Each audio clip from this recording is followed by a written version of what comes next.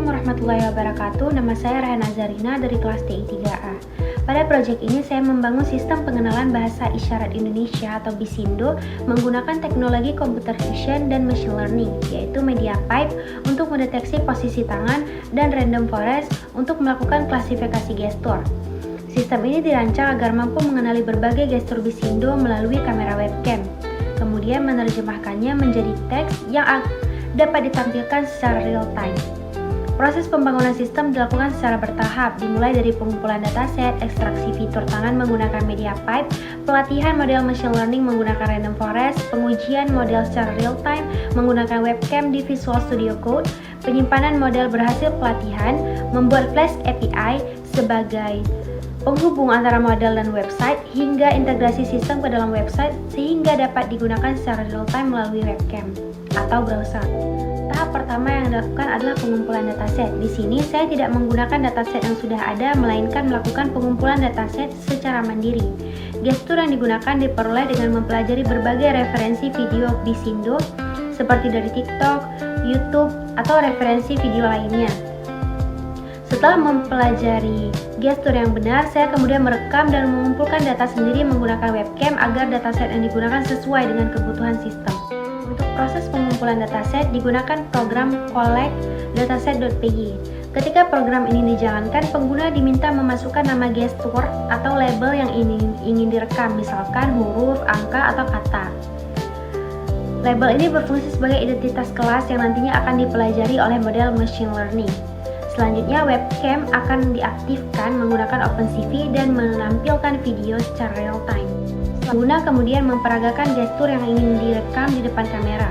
Setiap kali tombol S ditekan, maka otomatis akan terjadi pengambilan gambar dari webcam dan menyimpannya ke dalam folder sesuai dengan label yang dipilih. Lalu hasil dari tahap ini adalah kumpulan gambar gestur yang telah dikelompokkan berdasarkan label masing-masing. Setelah proses pengumpulan dataset, tahap berikutnya adalah ekstraksi landmark tangan menggunakan MediaPipe. Pada tahap ini, data yang disimpan masih berupa gambar-gambar mentah dalam format JPG. Gambar tersebut belum dapat langsung digunakan oleh algoritma machine learning karena gambar memiliki ukuran yang sangat besar. Selain itu, dapat dipengaruhi oleh pencahayaan, background, posisi tangan, dan jarak kamera jika gambar langsung digunakan. Maka komputer akan sulit belajar. Pada sistem ini digunakan teknologi MediaPipe. Ketika program dijalankan, MediaPipe terlebih dahulu diinisialisasikan menggunakan konfigurasi ini. Nah, di sini data yang diproses itu merupakan data gambar statis, bukan video real time. Dan juga pada program ini dapat terdeteksi dua tangan karena Max No Hands 2. Lalu, MediaPipe di sini harus memiliki minimal tingkat kepercayaan 50% bahwa objek yang dideteksi benar-benar tangan sebelum landmark dibuat. Selanjutnya, program membaca seluruh folder yang ada pada dataset. Setiap folder dianggap sebagai satu kelas atau label gestur. Setelah gambar berhasil dibaca menggunakan OpenCV, gambar dikonversi ke dalam format warna VGR menjadi RGB. Karena MediaPipe bekerja menggunakan format RGB. Setelah itu, gambar dikirim ke MediaPipe untuk dilakukan proses deteksi tangan. Jika tangan berhasil ditemukan, MediaPipe akan menghasilkan 21 landmark untuk setiap tangan. Landmark ini merupakan titik-titik penting yang mewakili struktur tangan. Landmark dimulai dari titik 0, yaitu pada wrist atau pergelangan tangan, lalu dilanjutkan dengan 4 pada ibu jari, 4 pada jari telunjuk, 4 pada jari tengah, 4 pada jari manis, 4 pada jari kelingking, hingga berjumlah 21 titik. Setiap landmark memiliki 3 nilai koordinat, yaitu X, Y, dan Z. Koordinat X menunjukkan posisi horizontal, koordinat Y menunjukkan posisi vertikal, koordinat Y menunjukkan kedalaman kamera. Karena terdapat 21 landmark dan setiap landmark memiliki 3 koordinat, maka satu tangan menghasilkan 21 landmark dikali dengan 3 koordinat, yaitu 63 fitur. Karena di sini dapat terdeteksi 2 tangan, maka 63 fitur dikalikan dengan 2, yaitu 126 fitur. Sebelum koordinat disimpan, dilakukan normalisasi terlebih dahulu menggunakan titik wrist sebagai acuan, yaitu dengan mengurangi seluruh koordinat landmark terhadap koordinat wrist. Lalu setelah seluruh landmark dihitung, data koordinat disimpan ke dalam sebuah list. Jika pada gambar hanya terdeteksi satu tangan, maka sistem akan menambahkan 63 nilai 0 sebagai pengganti tangan kedua. Selanjutnya, program membuat file CSV bernama dataset tangan CSV. Pada bagian awal file CSV dibuat header yang terdiri dari satu kolom label dan 126 kolom fitur.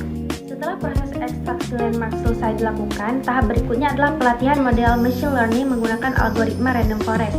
Pada tahap sebelumnya, seluruh gambar gestur telah diubah menjadi data numerik dan disimpan dalam file dataset tangan.csv. Lalu selanjutnya dilakukan pemisahan antara fitur dan label. Pada sistem ini, fitur terdiri dari 126 nilai koordinat landmark tangan, sedangkan label berisi nama gestur seperti angka, huruf, dan kata. Setelah fitur label dipisahkan, dataset dibagi menjadi data training dan data testing. Di sini data training berisi 80% dan data testing berisi 20%. Setelah data dibagi, langkah berikutnya adalah membuat model random forest.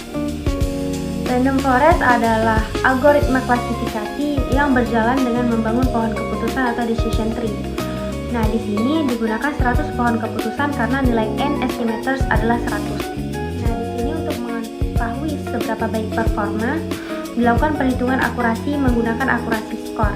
Nah, di sini pada sistem ini akurasinya mencapai 98%. Lalu apabila akurasinya sudah memuaskan, maka model akan disimpan ke dalam file menggunakan library joblib ke dalam model Bisindo model PKL.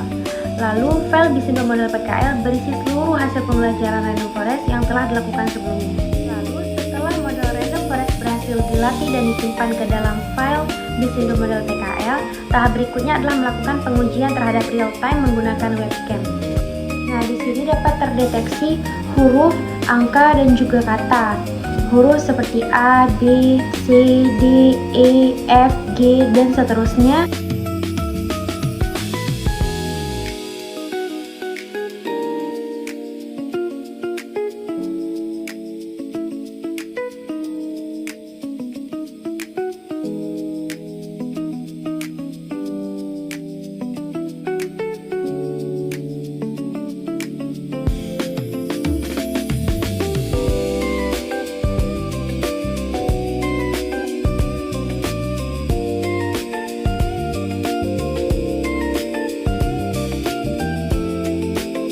Angka 1, 2, 3, 4, 5 hingga 10.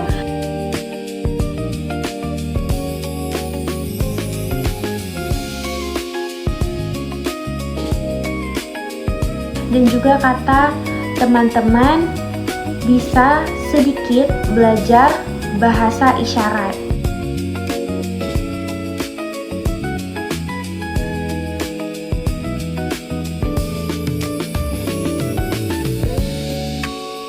Lalu untuk menghentikan sistem bekerja, tekan Ctrl+C.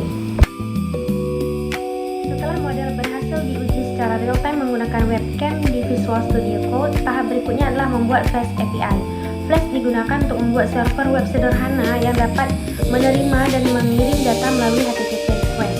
Sedangkan CORS, Cross Origin Resource Sharing, digunakan agar website yang berjalan pada browser dapat berkomunikasi dengan server Flash tanpa diblokir oleh kebijakan keamanan browser. Setelah server Flash dibuat, sistem kemudian memuat model machine learning yang telah dilatih sebelumnya pada joblib load. Pada tahap ini, file Bisindo model PKL dibaca dari penyimpanan. File tersebut berisi seluruh pengetahuan yang telah dipelajari random forest selama training. Lalu ketika pengguna membuka website dan mengaktifkan webcam, JavaScript akan mengambil gambar dari kamera. Gambar tersebut kemudian dikirim ke Flash dalam format base64. Lalu decode base64 menjadi gambar. Karena gambar dikirim dalam bentuk teks base64, Flash harus mengubahnya kembali menjadi gambar. Lalu dilakukan pendeteksian tangan. Gambar kemudian dikirim ke MediaPipe. Lalu menjalankan Flash API. Setelah seluruh route selesai dibuat, server dijalankan. Kamera di web akan mendeteksi sama seperti pada real time sebelumnya di VS Code, yaitu huruf, angka, dan juga kata-kata yang disusun menjadi kalimat.